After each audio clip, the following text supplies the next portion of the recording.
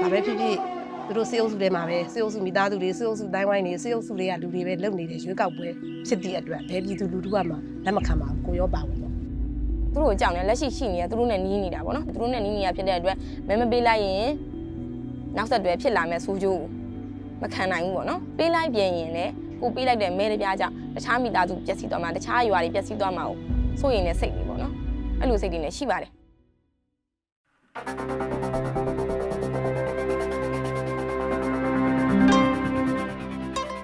မင်္ဂလာပါရှင်မြန်မာနိုင်ငံတဝန်းကလူ့ခွင့်ရေးနဲ့ပတ်သက်တဲ့အကြောင်းအရာတွေကိုတင်ဆက်ပေးနေတဲ့ Frontier မြန်မာရဲ့ဒို့အသံအပတ်စဉ် podcast အစီအစဉ်ကနေကြိုဆိုပါရစေ။တော်လှန်ရေးတပ်ဖွဲ့တွေထိန်းချုပ်ထားတဲ့မြန်မာနိုင်ငံအလဲပိုင်းအညာဒေသကကျေးလက်နေပြည်သူတွေဟာအာဏာသိမ်းစစ်တပ်ရဲ့လာမဲ့ရွေးကောက်ပွဲကိုပေါ်ပေါ်ထင်ထင်နဲ့ဆန့်ကျင်နေကြသလိုစစ်တပ်စောင့်ကြည့်ထိန်းချုပ်တာကိုခံနေရတဲ့မြို့တွေမှာနေထိုင်နေတဲ့သူတွေကလည်းမဲပေးဖို့အတွက်စိတ်ဝင်စားမှုနည်းနေတာကိုတွေ့ရပါတယ်။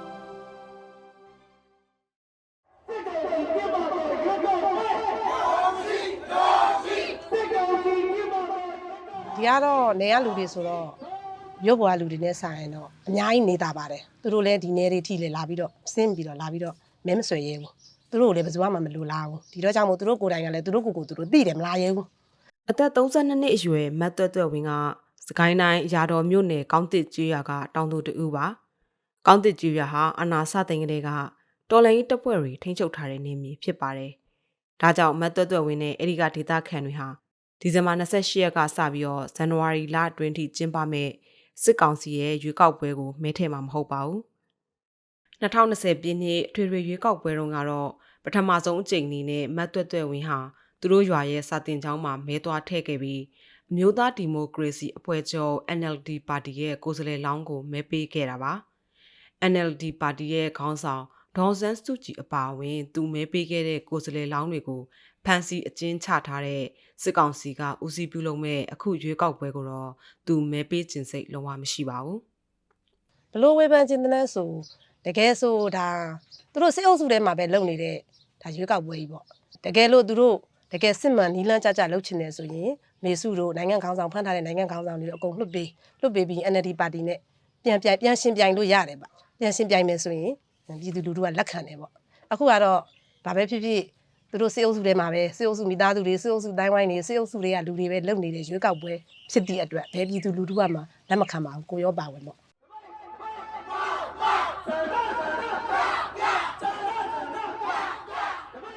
မတ်တွတ်ဝင်းလိုပဲတော်လှန်ရေးတပ်ဖွဲ့တွေထိန်းချုပ်ထားတဲ့နေရာမှာနေထိုင်တဲ့ပြည်သူတွေကတော့အခုရွေးကောက်ပွဲကသူတို့နဲ့ဘာမှမဆိုင်ဘူးလို့ဆိုကြပါတယ်။ဒါပေမဲ့စစ်တပ်ထိန်းချုပ်ထားတဲ့နေမြေတွေမှာတော့ရွေးကောက်ပွဲအတွက်ပြုစုထားတဲ့မဲစည်းရင်းတွေထဲမှာသူတို့နာမည်တွေပါဝင်နေပါတယ်။စစ်ကော်မရှင်တပ်ထိန်းချုပ်ထားတဲ့စကိုင်းတိုင်းမုံရွာမြို့ပေါ်မှာတော့ရွေးကောက်ပွဲအတွက်ရည်ရွယ်ပြီးအိမ်အောင်စုစည်ရင်စစ်တာတွေနဲ့အဲစည်းရင်စစ်တာတွေကိုတင်းတင်းကြပ်ကြပ်လုပ်နေပါတယ်။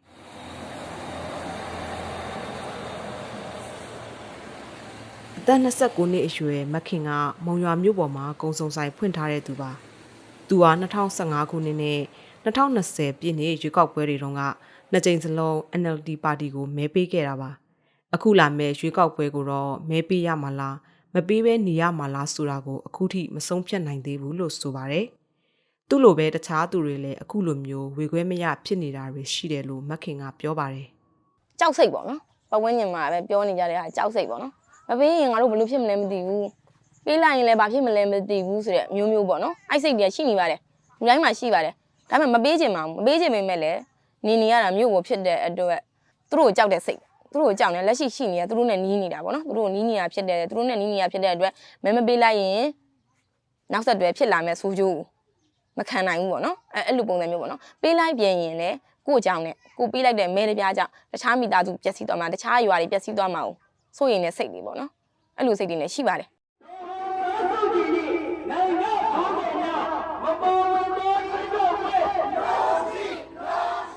ဒေါအောင်ဆန်းစုကြည်နဲ့သူမရဲ့အမျိုးသားဒီမိုကရေစီအဖွဲ့ချုပ်ပါတီ NLD ကိုထောက်ခံမှုအားကောင်းတဲ့အညာဒေသမှာ2015နဲ့2020ရွေးကောက်ပွဲတွေတုန်းကတော့ပြည်သူတွေဟာသူတို့လိုချင်တဲ့အစိုးရကိုရွေးချယ်ခွင့်ရှိခဲ့ပေမဲ့အခုတော့အဲ့ဒီလိုအခွင့်အရေးမရှိတော့ဘူးလို့မခင်ကထပ်လောင်းပြောဆိုပါရယ်ဘာကွာလဲဆိုရင်လွတ်လပ်မှု ပေါ့နော်လွတ်လပ်စွာ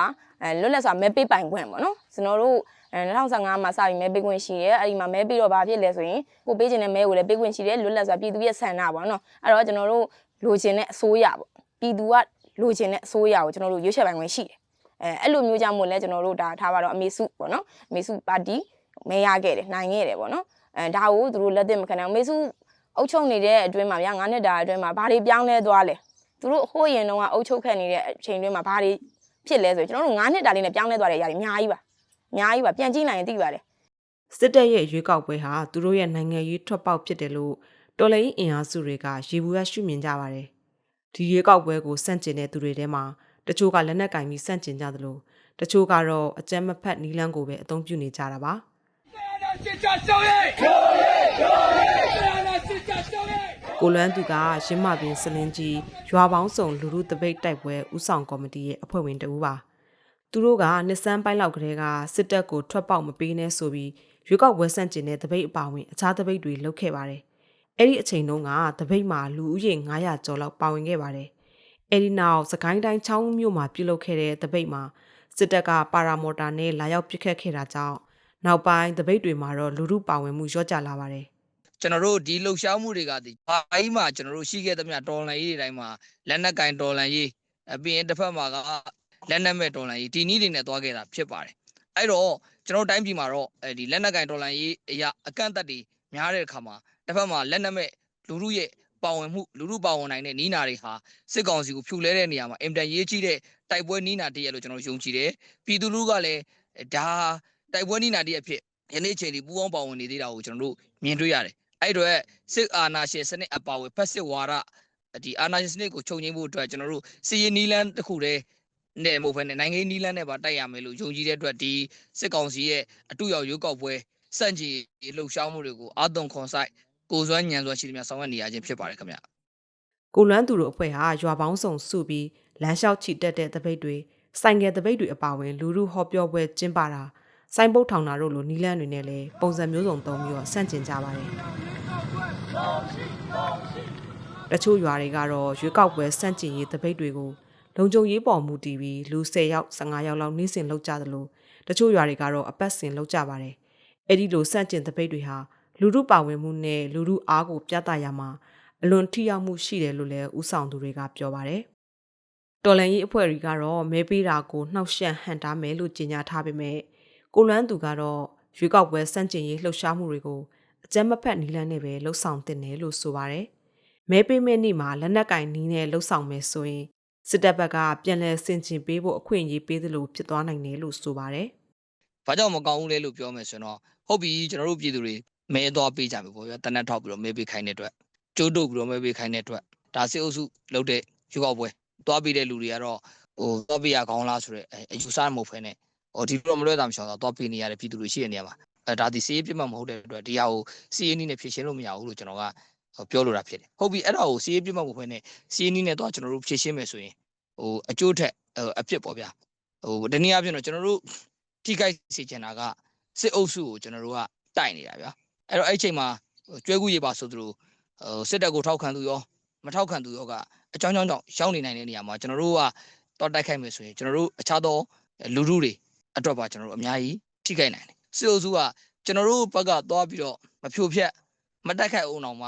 ှသူမိုင်းခွဲတာပဲဖြစ်ဖြစ်သူဒုက္ခပေးတာပဲဖြစ်ဖြစ်သူလှုပ်ကြံပြီးတော့လေဒီလိုတိုက်ခိုက်ပါတယ်လို့သူလေလှုပ်ချင်လို့အောင်ပါပဲဒီလိုမျိုးလှုပ်ချင်အဖြစ်ကျွန်တော်တို့ဒီစစ်ရေးမှာဆိုရင်ဒါအကြောင်းအကျိုးမြတ်အကန့်တက်ပေါ့နော်ဒါတွေကိုကျွန်တော်တို့ကတည်တည်ချာချာဒီနည်းနဲ့လုပ်လို့ရမလားပေါ့နော်ဒီလိုမျိုးသုံးသပ်ဖို့လိုတယ်လို့ကျွန်တော်ရှုမြင်ပါတယ်ဟုတ်စစ်တပ်အနေနဲ့ရွေးကောက်ပွဲအလွန်မှာတတိုင်းပြည်လုံးကိုပြန်လည်စိုးမိုးထိန်းချုပ်နိုင်မှုအတွက်ဖြေလျှော့မှုတချို့လှုပ်လာနိုင်တယ်လို့ငြိမ်းချမ်းရေးစကားဝိုင်းတွေကမ်းလှမ်းတာမျိုးတွေလည်းလှုပ်လာနိုင်တယ်လို့သူကဆက်ပြောပါတယ်ဘလို့ပဲဖြစ်ဖြစ်အခုရွေးကောက်ပွဲကြောင့်အစိုးရတစ်တက်ပြီးပြောင်းလဲသွားမယ့်အခြေအနေမရှိနိုင်တယ်လို့တိတာထင်ရှားတဲ့နိုင်ငံရေးအပြောင်းလဲဖြစ်မယ်လို့လည်းမယူဆဘူးလို့သူကဆိုပါတယ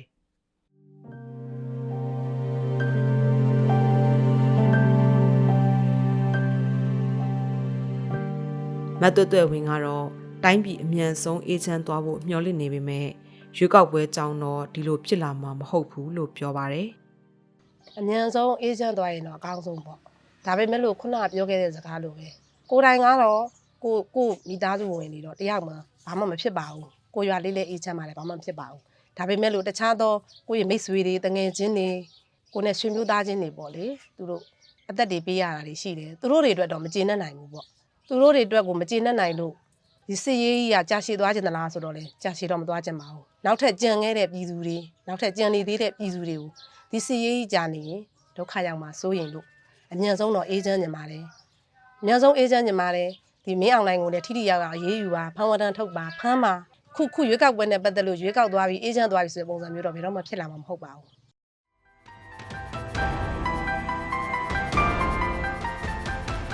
ဒို့အတန်ရဲ့ဒီတစ်ပတ်အစီအစဉ်ကိုနားဆင်ပေးတဲ့အတွက်ကျေးဇူးတင်ပါတယ်ရှင်ဒီအစီအစဉ်ကို Foundation Hero တဲကကူညီပံ့ပိုးပေးထားတာပါဒီတစ်ပတ်အစီအစဉ်ကိုဒို့အတန်ရဲ့အလွတ်တန်းသတင်းတောက် Esther J ကပေးပို့ထားပြီးတော့ဒို့အတန်ဖွဲ့သားတွေကဆက်လက်တင်ဆက်ပေးထားတာပါဆောင်းမအတွင်းလုံခြုံရေးအခြေအနေတွေကြောင့်နာမည်တချို့ကိုပြောင်းလဲအသုံးပြုထားပါတယ်ဒို့အတန်အတန်လွှင့်အစီအစဉ်ကို Frontier မြန်မာရဲ့ website နဲ့ Facebook စာမျက်နှာတွေအပြင်ဒို့အတန်ရဲ့ Facebook စာမျက်နှာ SoundCloud, YouTube, iTunes, Spotify, Telegram နဲ့ Instagram တို့ကနေလည်းဝင်ရောက်နားဆင်နိုင်ပါတယ်။နောက်ပတ်မှာထုတ်လွှင့်မဲ့ဒို့အတန် podcast ကိုလည်းစောင့်မျှော်နားဆင်ပေးကြပါအောင်ရှင်။